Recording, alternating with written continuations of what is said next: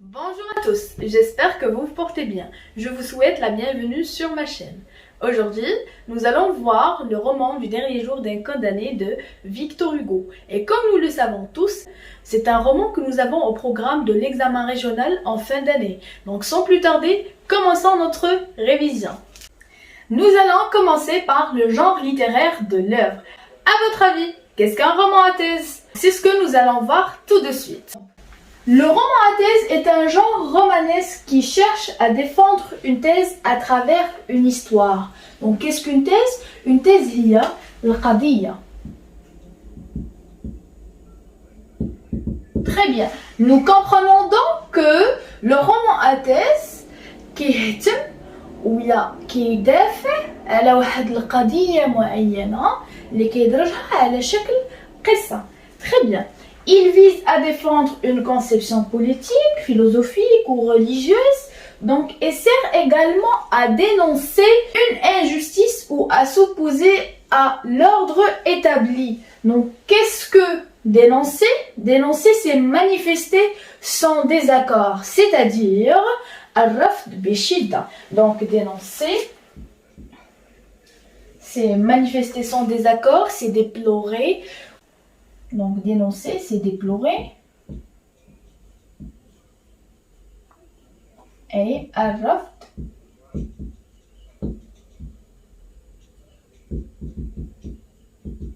بشدة. Très bien. Donc nous comprenons donc que le roman à thèse est le genre le plus proche de son auteur, ou bien le genre le plus proche des pensées de son auteur. Pourquoi? Parce que l'auteur, à travers le roman à thèse, nous expose ses idées afin de toucher son lectorat. Donc, il nous parle d'une histoire où il défend une thèse afin de toucher le maximum possible de personnes et leur changer peut-être d'avis. Maintenant, nous allons voir la fiche de présentation de l'auteur. Mais attention, avant de commencer, je veux faire un petit rappel. Il faut bien faire la différence entre l'auteur, celui qui écrit l'histoire, et le narrateur, celui qui raconte l'histoire. Victor-Marie Hugo, c'est un écrivain engagé, un dramaturge, un poète et un politicien français.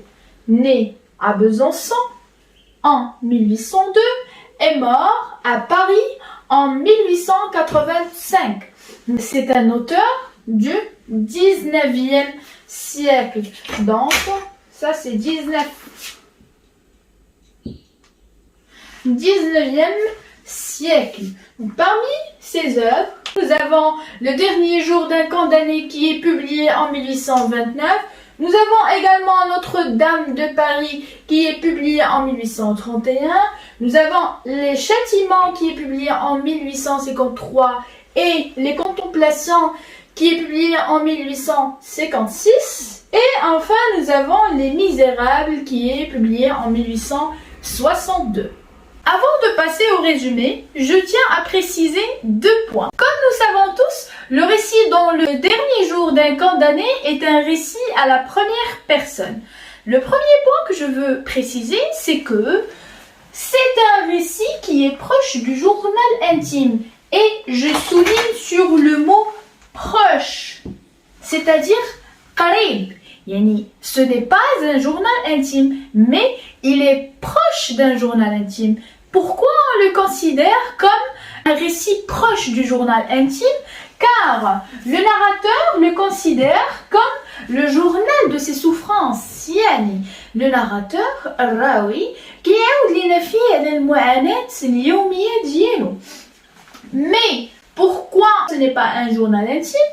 C'est parce que nous n'avons pas les dates et les jours indiqués dans le récit. يعني ما عندناش نهارات و تواريخ qui sont indiqués dans le récit. وحنا عارفين باللي باش يكون le journal intime اول حاجه كنكتبوها هي النهار و التاريخ, le jour ou la date. D'accord? Donc on ne peut pas le considérer comme un journal intime, mais il est proche du journal intime. Le deuxième point que je veux expliquer, c'est que notre récit n'est également pas une autobiographie.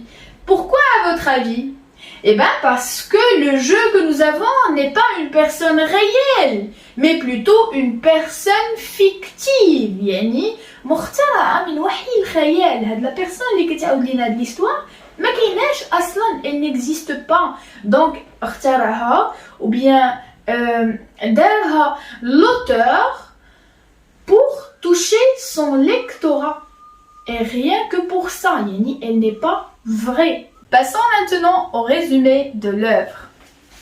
Afin d'échapper à ses angoisses, pour fuir le sentiment d'inquiétude, de panique, de peur, de crainte, donc باش يهرب ولا باش يتخبى من هذاك الإحساس ديال الخوف وديال la panique اللي كيحس به تابعو, un condamné à mort se propose d'écrire ce qu'il vit atrocement pendant ces dernières semaines de vie de son exécution.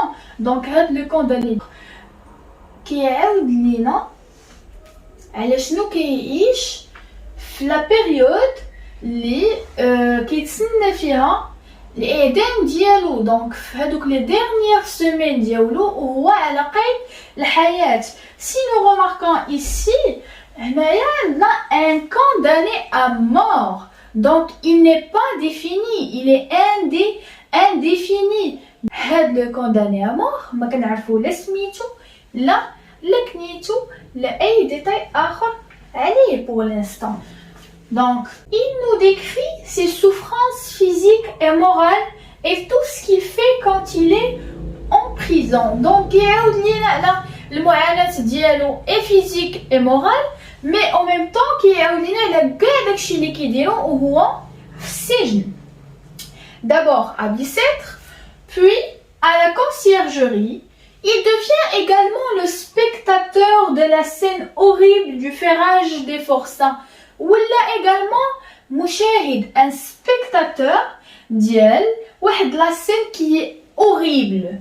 Donc du ferrage des forçats. شكون هما les forçats? Donc les forçats هما دوك الناس المحكوم عليهم بالاعمال الشاقه مؤبدا, يعني حياتهم كامله غيبقاو يديروا في الاعمال الشاقه. Donc où le ferrage c'est le fait de les ménoter بواحد les chaînes ديال le fer ديال الحديد. Donc il pense au moment où il devra aller à la guillotine, كيفكر في هذاك الوقت وهذاك الساعه اللي غادي يمشي ليها la guillotine باش يتعدم, tout en espérant la grâce du roi qu'il n'aura jamais.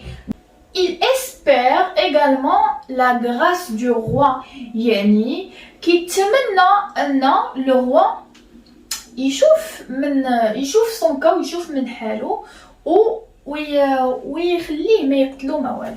D'accord?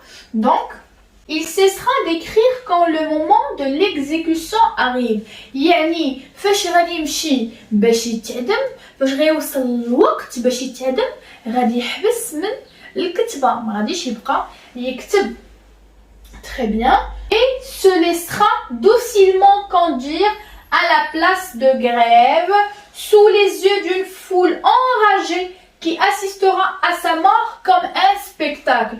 Ou غادي يمشي docilement, gentiment, sans aucun problème, sans faire plutôt aucun problème, la place de grève, اللي غادي يتعدم فيها, sous les yeux d'une foule. يعني il y a une foule d'humains اللي حاضرين واللي كيتسناو لا مور ديالو بحال كيتسناو يتفرجوا في ان spectacle. Donc qui assistera à sa mort comme à un spectacle. Au final, nous allons voir les personnages du roman.